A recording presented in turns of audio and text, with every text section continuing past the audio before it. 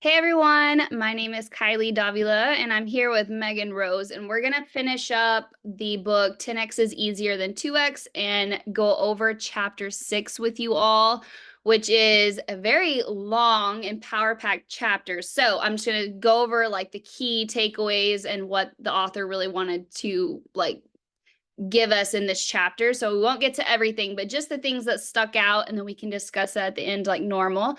So, chapter 6 is build a self managing company and how to evolve from micromanager to transformational leader. And I'm going to go over the first like 25 ish pages and then I'll pass it off to Meg.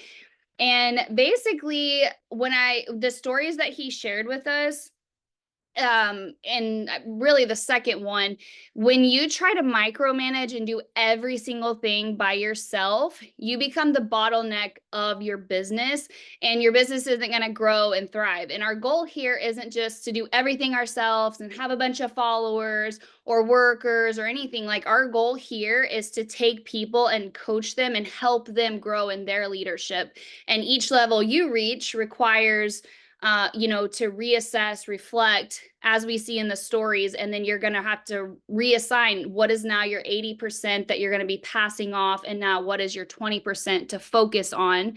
And so that's kind of like each step from the ground up of your business. It's always going to be evolving when your business is growing. And I thought that was really good, like all the takeaways on that. So it starts out with a story with Susan and Garnett Morris, Garnett had this life insurance brokerage, and it was called Targeted Strategies or something like that. And so he hired Susan, who stepped in, and her job was essentially to take his business from 2x to 10x. And so when she stepped in, she immediately started to assess, which she said she did this over years. She had like specific questions, and she was digging deep into why is this company so stagnant. And something that I thought was a really cool takeaway, it says in the very beginning that Garnett was like doing everything himself. He was like the sole seller, or the one that made sales for the company. And so she was trying to take some stuff, like he needed to focus on his 20% and not the 80. But it all started with relationship and trust. And I think for our business, that is so important on both sides. Like, when we're helping people get started on their health journey, if they cannot trust us, we're not going to be able to get them anywhere. They're sharing really intimate details of their health, sometimes things that they don't even share with their spouses, or closest family and friends. But when you develop that relationship and trust, then they open up to you. And then also, when you're building the business, relationship and trust is so key to you and the people you're working with. And if you guys don't have that as a foundation, there is no way that you will build a business. So I thought that was important, that it noted from the beginning, Susan had to earn his build the relationship and earn his trust in order for him to be able to pass some stuff off.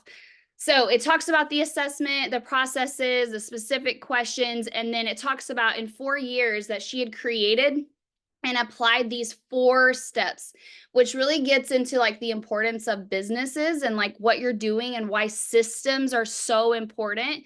And in one of the assessments, she found out that the people that they're working with, like the banks and people they do business with, hated doing business with their company because they said there was no clear processes or systems. So, like, the people you're working with on the outside that make your business move forward, it is so crucial that you have clear processes and systems. And we'll get into like clarity and vision and all that as well.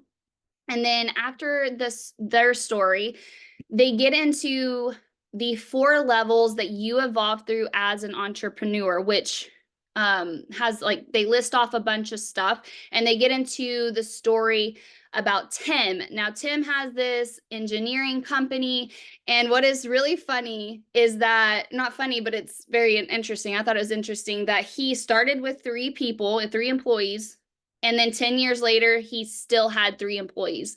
And I'm like, whoa, that's crazy. But his whole story, he says, is a rugged individual to leader. So it said he had the three employees for 10 years. He lacked clarity. This business really wasn't going anywhere. It was stagnant. And he had a major life event. He had the first, he became a dad, and the birth of his son was like the birth of his new vision and dream and this new business that he was going to do. And I thought that was interesting to note, because it's oftentimes when we have major life events that it can like open a door, or like open our eyes, or have us like take a look at something that maybe we weren't looking at before or interested in.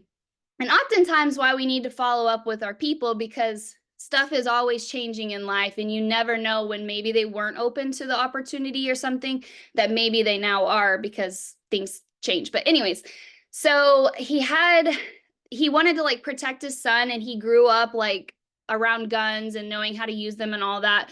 But he decided, okay, I have my son, I want to be able to protect him. And so he went to a gun shop.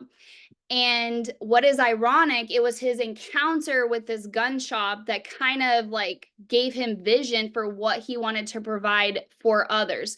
And so it was this really bad experience, and what he didn't want other people to have, or like the things he needed and that he was searching for, he wanted to be able to give that to other people. So 6 months it took him to create this magazine. He borrowed $100,000 from his engineering company to go into this. He didn't know if it'd be successful, just this dream he had. And he sent out 30,000 of them with a call to action. They enrolled for $47 annually, and he got 1,000 subscribers.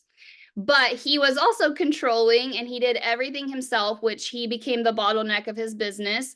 And once he decided, like, hey, Tim's going to have to work on him, Tim's going to have to work on Tim, that is where all the growth started to happen. So he did all these like coaching and the personal growth. He started to learn how to systemize and operationalize his business, and he developed cultural aspects like core values. He created 3 pillars for his company.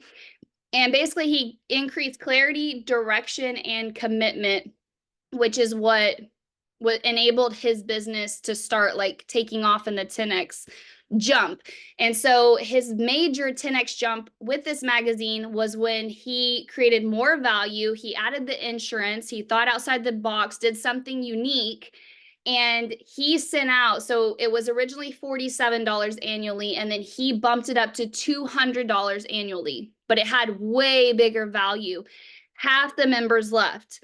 And I was kind of like, whoa. But then it said that his response was, it felt so good, or it felt great. That was what the quote is. It felt great, because now he could focus on quality over quantity. He basically found the people looking for him. And so now he could really focus on this group and provide the exact quality that these people were looking for. And even with half the company, or half the subscribers leaving, his company was making double the profit than it was before. And he says going for the middle is death to a growing culture, community, and business. So the last thing I'll share with you before I pass it off to Meg was when he really discovered like the cultural aspect of your business and how important culture is within your business. And in ours, like, we speak about that. We always say that culture eats strategy for lunch, and just always remembering like, what are things in this business that we can focus on culture? Like, how can we make people feel so like they belong here, that we want them here, welcome, that we love them, that we want to support them.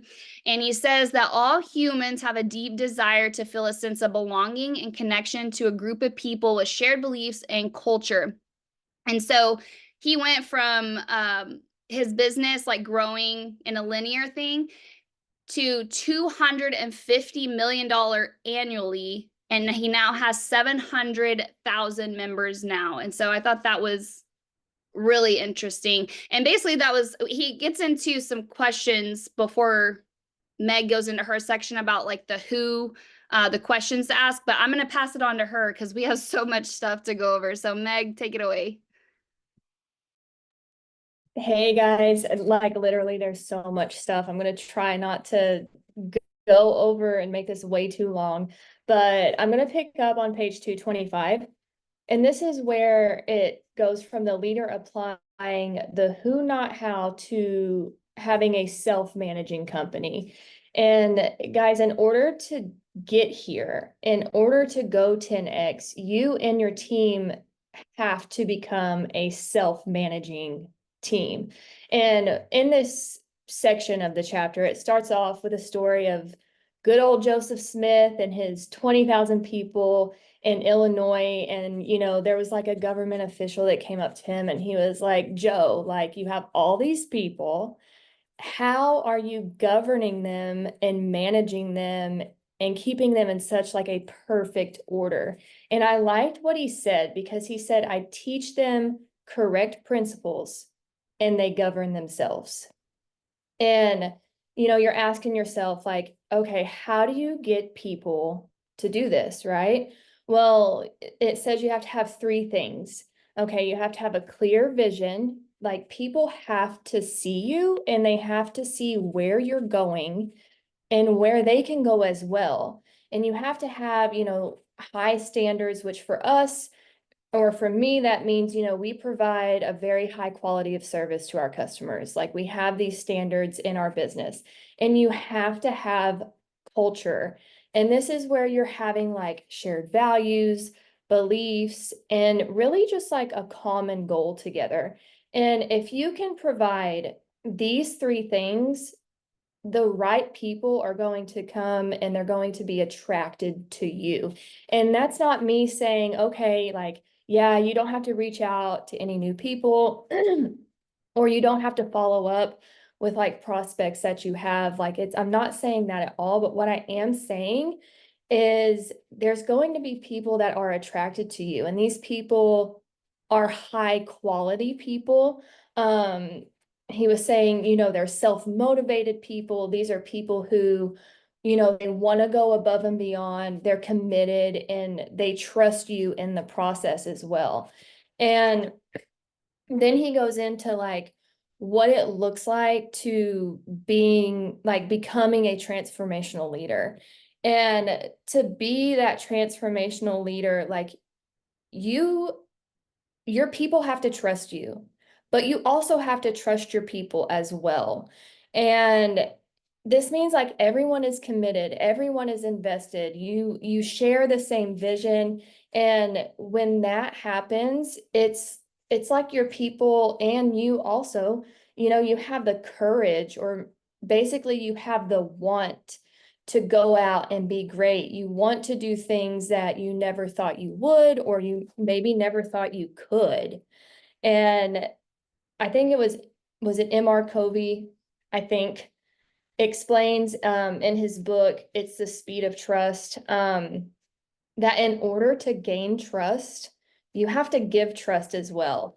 And so like the who's you bring into your business, you have to trust them. And for someone like me, it's kind of hard to do that. Like, I was brought up like, trust no one. It's you against the world. You know what I mean? Like, that's what my dad always told me. And so for me, that's hard. And I became kind of like a micromanager. And no one likes a hovering micromanager, okay? I've been micromanaged. I have micromanaged. It's uncomfy and it's just like no one likes that. But you like to bring out the best in people, you have to trust them. You have to kind of allow them to spread their wings and just kind of see, what happens. Because in my case, I have seen so many people like on my team just grow and like become this new person. And it's just really cool to see. And it's because I allowed myself to trust them. I backed off and was like, all right, like, let's see what you got. And it was a really cool thing to see. But on page 228, he talks about the self-determination theory, and there are three components to this theory. So there's autonomy, which you got to give people the freedom to do what they want, when they want, how they want, because that might look different than how you do it, but it might yield like amazing results. Not everyone has to do the same exact thing all the time to get good results. Number two is mastery. You have to give the freedom for people and yourself to evolve in your unique ability. And number 3 is relatedness. And this is the freedom to like collaborate and create new relationships with your 10x people. And this is what it takes for people to be highly motivated. This is when you can give someone that freedom and give yourself that freedom as well. And that is like empowerment. That makes you feel just super empowered. And like, just for a minute, like imagine yourself as this transformational leader. Like you've become this leader, you have this self-managing team, and now you have all of this like time freedom to, you know, pour into like your creativity and things that, you know, give into like your unique ability where you can build on. Like, just think about that for a second, and like, how freaking cool is that? Like, I think that's amazing. Okay, so on page 231, we go from a self-managing to a self-expanding, let's say, team. And to get to this point, you're going to have to give your team permission to do this, which means you're going to have to be demonstrating this as well, which honestly, we should be doing this from the get-go with anything. You know, you can't go ask your team to do something that you're not doing yourself. Like, that's just, you can't do that. That's kind of weird, you know? You have to be demonstrating this to give them permission to do it as well. And when you're, you know, when you're going all in on your 20%, you're encouraging your people to do that as well. You're giving them permission to go there. And Jim Collins said, in his book, Good to Great, it's not, I really, really loved this. He said, it's not about having the right people on the bus. You want the right people, but you also want them to be sitting in the right seats. So you want them to be working within their unique ability to give yourself and your team like that flow, right?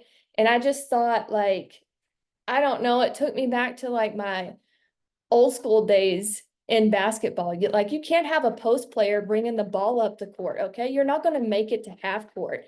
That's not her unique ability, okay? So when people are working like within their unique ability, they're in the right seats, you've got the right people on the bus, that's going to make things just flow. It's going to be great. They have to be working in those areas that excite them, right? They have to have that unique ability that they're working within that keeps them energized, that keeps them motivated, that keeps them wanting to come to work, wanting to show up. Because if you're not in that place, it can seem kind of like, oh, like I don't want to do this, I don't want to be here. But when you're working within that ability where it excites you, you're going to show up every day super motivated, ready to get things done. And when you can focus on your unique ability, or they can, that just means that they're able to focus on that 20%, hand the 80% over to new who's, and then it expands. The expansion happens. Okay, so I could literally talk about a whole lot more. But in the conclusion, I wanted to kind of touch on this as well. I thought this was really interesting. Dr. David Hawkins, he had in The Power versus Force in his book, he talks about the map of consciousness, and he tested this on millions of people. And the average person, I thought this was crazy. The average person only advances 5 points in their lifetime. He was saying it's like they would rather die than to advance any further. And over 80% of people operate between fear and anger. And I've been there.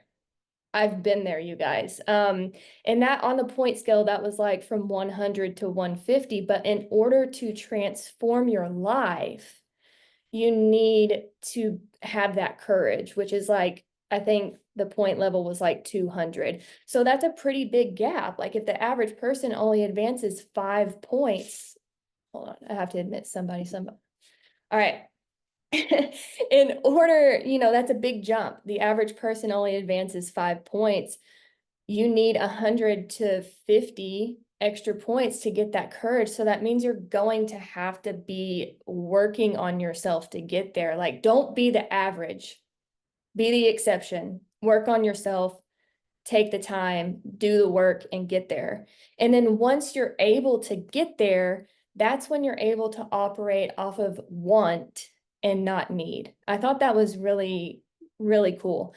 And then it kind of closes with a story. There was like an engineer that had to come into this power plant. This power plant was having all sorts of issues, costing them tons of money. They had to hire this engineer to come in and figure out what the problem was, right? He was there for the day. He found the problem and he just put an X there and he left. And then they got billed. I think it was for $50,000. And the person in this company was like, whoa, what the heck? That's a lot of money for like a day's work. What's going on here? And the X only cost $1, right? Finding the X is what costs the most. And the X is your focal point. Your focal point is the energy of your unique ability. So you have to find it. It's there. Maybe you haven't found it yet. If you haven't, don't feel bad because I promise you're not the only one. But you have to find it. And once you get there, that's whenever your 4 freedoms, I think is what it was, is going to expand. And your 4 freedoms are your freedom of time, your freedom of money, your freedom of relationship, and your freedom of purpose. And I don't know about y'all, but I want to get there because that sounds pretty great. Okay. All right. And then if you can solve the bottleneck, which is your 20%, and let go of the 80%, you found the gold ticket, because the 80% isn't what's going to get you to where you want to go. So we got to find that golden ticket, guys. Okay, I don't know. That's all I'm going to share. I could literally talk for like an hour. But I think we just want to open it up and see what you guys, like, your biggest takeaways from this chapter are. So if you have anything to share, we would love to hear it.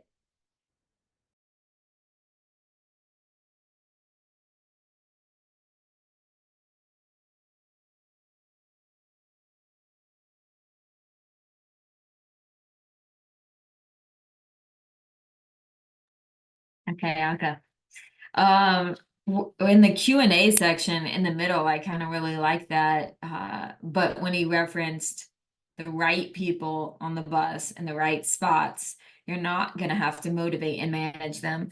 And I think that is really telling, because I've heard a lot of us say that over, the years. How do we get people more motivated? How do we get that?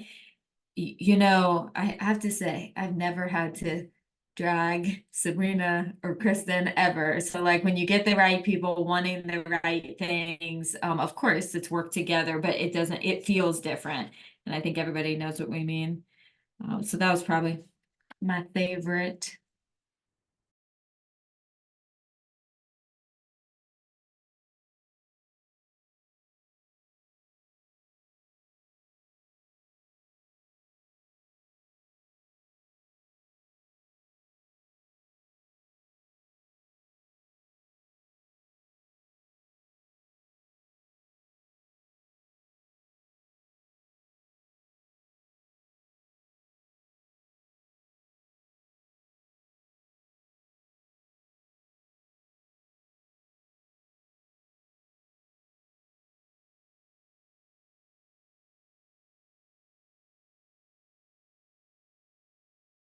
We're quiet tonight, guys. So speaking on the WHO, that fact thing about the WHO too, something that I thought was so interesting is like some of the stuff that they listed there. What's really cool about Plexus, or even in the beginning too, when they were talking about Susan and stuff, and like some of the systems that they had to create from the ground up, like we don't have to have all that stuff in our Plexus business that most companies, when you start up a business, you have to have like from the ground up. Most people invest, like he invested 100,000 to start this magazine, and you have to create like, for example, we have a back office already. We don't have to go create a back office and people that run it. We already have customer service, which is so nice and friendly. Like, I never feel bad if somebody needs to call in and change something. I'm always like, yeah, call them. They're so nice. They'll help you. So we have that. Corporate is always putting out resources, trainings. Like, there is so much stuff that we don't have to do. And I thought that was really cool because I'm like, wow, most companies, when you go in and you start your own business, like, you have to do all this by yourself. So I thought that was really cool. Yeah, Kylie, I thought the same things. And just even with like the farm stuff, it's so much work and all of the information is everywhere and all over the place. There is no reason that somebody cannot be successful in our Plexus businesses and especially in our team because we have years, a decade of resources and you have a little search bar. Like it's all in one place. You don't have to try to figure out all of these crazy things. No need to do the website. So I thought the same thing too. And then just thinking about my business and how things have changed too, like at working as a diamond versus when I first got started and just dividing it up like my top, working with the top 20% instead of at the beginning, very, very beginning, I would work with whoever was nagging the most or had the most questions, even if they weren't producing the most, and then working with them. But then as time has gone on, just having to shift who my top 20% is that I should be spending most of my time with. And that has changed because like once you get somebody trained and then they don't need you so much, then you shift back down to like working with new people and people that aren't producing as much, but they want to grow. And so that's just constantly shifting. So yeah, just thinking about that too.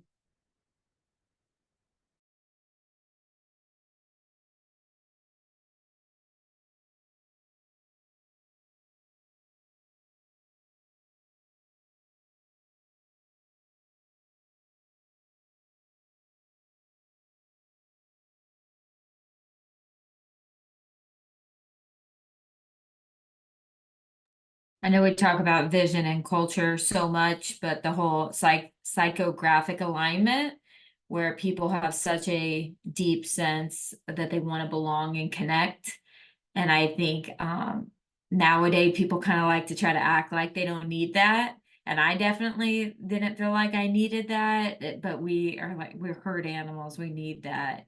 And so I feel like offering, especially as women, offering a safe, accepting, positive environment. I don't think we should underestimate the power of that, that people need it and will be attracted to it, even if they don't know they need it yet.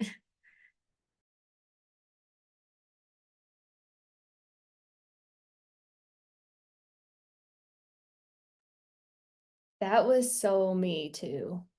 Like I really didn't think I needed like a community because I'm very like I'm very independent.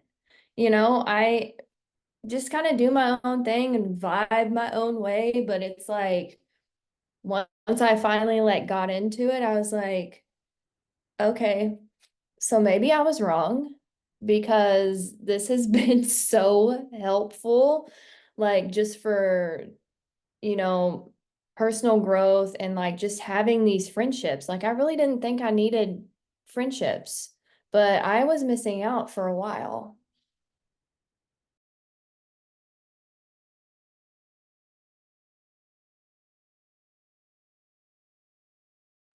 Something else on that who fact sheet part section that stood out was when she would I say he was kind of going over like things that you need to be doing to free up your time. And I think for Plexus, like there's unique circumstances, like things you can do, but some that came to my mind, I was talking to Megan about this, but like to free up your time, I still need to do this. But like if you make your payments, if you're the person that manages your money, you can literally set everything up on auto pay so that every month you're not having to like log in and calculate all the stuff and type it in and pay it. And that was like something that came to mind. Why do I not finally get on and just automate stuff? So I'm not having to sit down while my kids are freaking out and I'm trying to like focus. You know, it's like something that just runs itself. And I know they mentioned like laundry. If I remember one of our girls mentioned they were doing like a laundry service where they left it on the porch, somebody came, picked it up, brought it back. Cleaning, you can hire someone to come do like a once a week cleaning. And maybe Fallon, you were the one, or Brittany was saying, or maybe both, but like if you don't really want somebody coming into your home, you can literally delegate to your kids to do some stuff. I did buy that book, Habits of the Household. I haven't read it yet, but I don't remember which one of y'all recommended it. But stuff like that, like think about things that you can be doing like that that will free your plate a little more and give you more time to like give you time back to focus on those things that are really important. I liked that part too.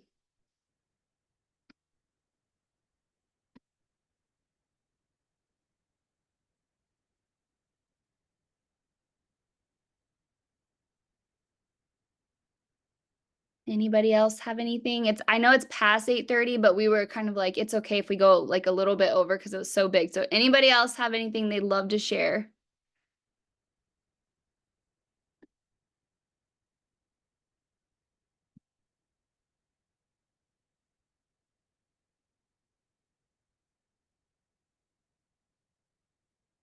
Okay, I think that's it. So we wrapped up the book. So be on the lookout for our next book that's gonna pop up, and so you can snag it and be a part of our next book club.